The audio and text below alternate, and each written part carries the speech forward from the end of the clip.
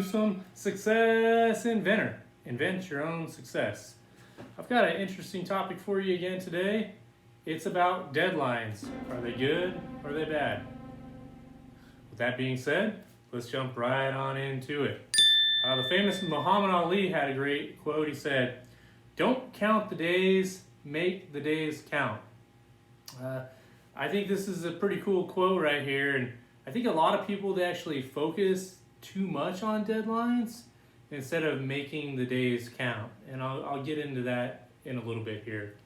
So first off, I want everyone to think about deadlines and how we've been conditioned our whole life to think about deadlines. And when we start off in the school system from a very young age, it was, hey, when you're in kindergarten, first, second, every grade you're in, you have this much curriculum and you have this much time to pass it. And if you pass that curriculum, then you go ahead and advance to the next grade. So it's kind of an interesting thought. If you got 100 kids, what are the odds that they're all going to finish the curriculum at the exact same time? I would say very little time, but that's the system that we have right now. And I think it's interesting what colleges are doing, where instead of having 8 weeks classes, now colleges are doing programs to where, hey, here's all of your content, all the material you need to pass this course, and as soon as you can finish this, you can just go ahead and go into the next course. And it's different for college because I feel like they can profit more from that, where they go, hey, it's $1,500 for this class. As soon as you finish it, just roll into the next one. So in college, they can profit more based off of how quick you go, where you're in public school and it's the government, they get paid for every dollar.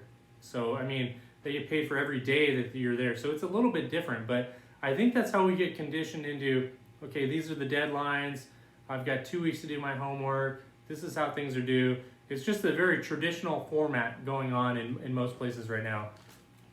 So I think the thing about deadlines is they promote procrastination.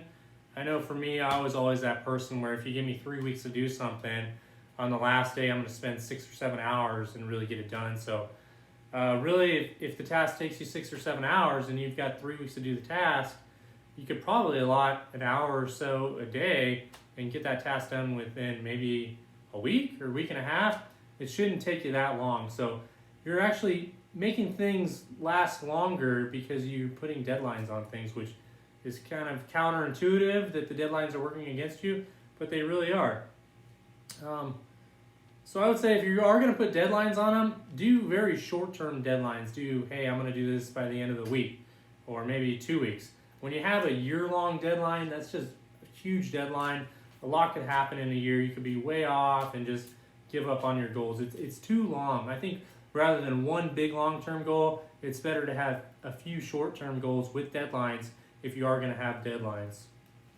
And then I think deadlines too, they can also be mentally draining, where if you have a task that's due in 2 months and you don't want to do it, you're constantly thinking about that task for 2 months and you're thinking, oh man, I've really got to get that report done. It's the report I hate the most. And then little details are piling up on that task because you're just falling behind on it. So get it done first if you can, but again, this is why you don't want to have a deadline. Just get things done as they come in. That's the ideal situation.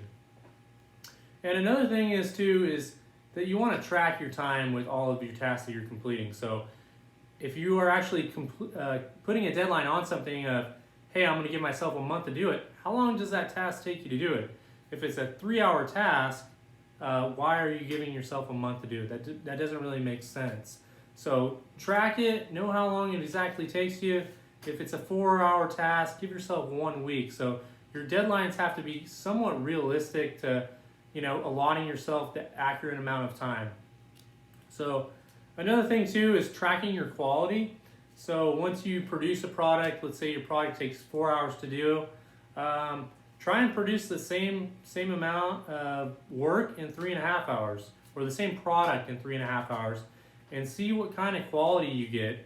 A lot of times you might only get like 5% less quality, and for the most part, it's really not going to make that much of a difference. So try and reduce your time, or you could increase it. Increase, reduce, or just do it normal and then kind of see what results you get. You might find that if you cut a little details out of your reports or whatever you're doing, and they don't have to be perfect, that you just throw them out there, you might get the kind of same results. I know this is big in YouTube or Facebook posts or whatever, where people are sitting around doing 8-9 takes on a video, or you're sitting around trying to make every detail perfect with everything, and then in all reality, it really doesn't really matter because the content wasn't that great anyway. So just throw things out there, see what kind of results you get. But you want to be tracking all of this and say, okay, I went through every detail on this one. This is where I was at, and then this is the result I got. And then reduce, and then track the results you got. And you might say, well, I reduced an hour of my time here, but my results were only